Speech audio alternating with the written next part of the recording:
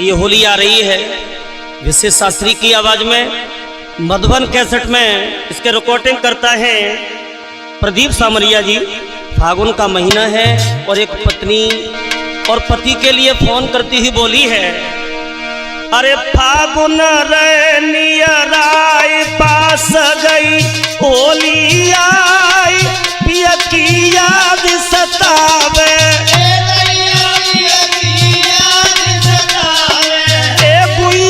पिया की याद सतावे, किन से दिल बहलोए पिया परदेसी है गए।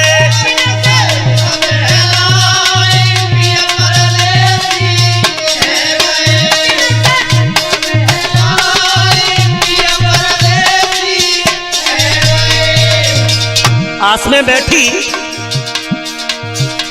अरे फागुन राय पास गई,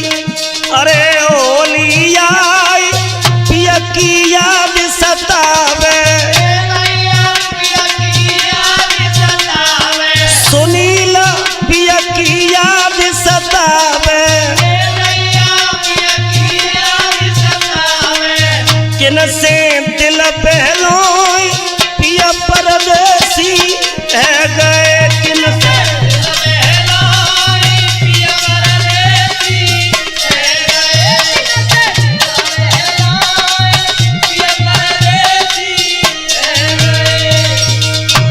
आगे अरे चैत गए बैसाख जेठ की लाज सताई, अषाढ़ सुध न आई,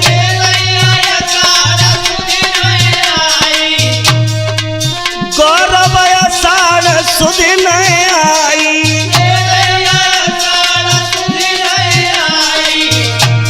याद साजन की आई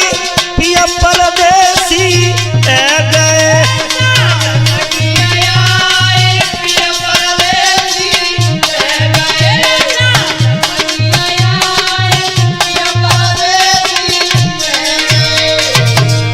बहना का करे जब सावन को महीना आता ना, अरे सावन टप टप करे भीगवे भागू जाए पार ले अंगड़ाई, उमेश पार दे अंगड़ाई,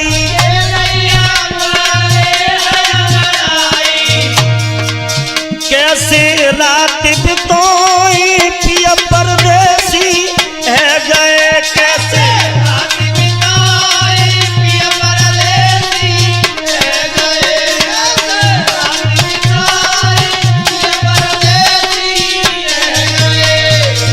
लला विजय अरे फागुन राय पास गई होली आई पिया की याद सतावे, अरविंद पिया की याद सतावे, किन से दिल बहलोई पिया परदेसी है गए, किन से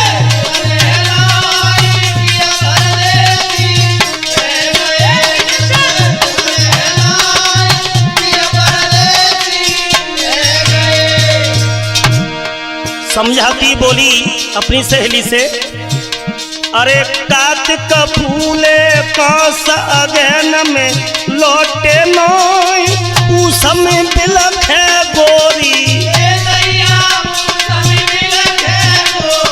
ए दैया पूस में बिलख है गोरी,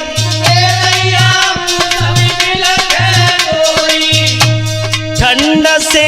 जीव घबराई पिया परदेसी है गए, मेरा जिया घबराई पिया परदेसी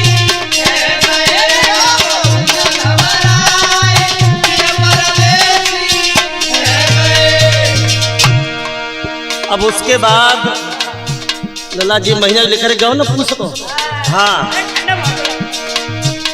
अरे पूस की ने करी ठंड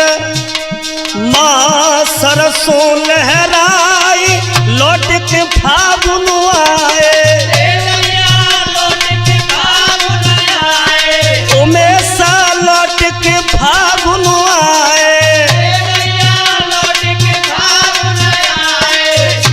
सजन कहूँ ले बिरमाई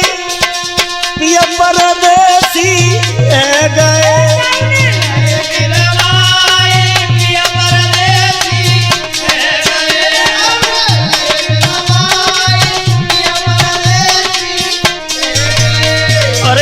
फागुन रहे नियराय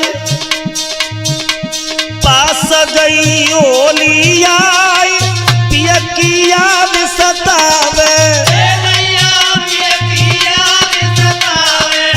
बहनों पिया की याद सतावे किन से दिल बहलोई पिया परदेसी है गए किन से दिल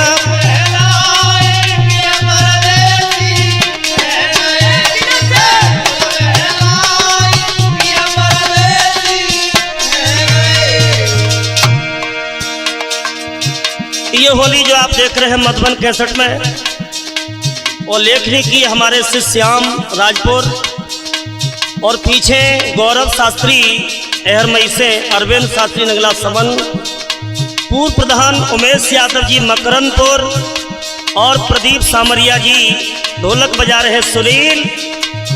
चिमटा प्रवीण गढ़ा पे विजय शास्त्री नगला दुर्गन। अरे फागुन रे नियराय पास गई ओली आई पिया की याद सतावे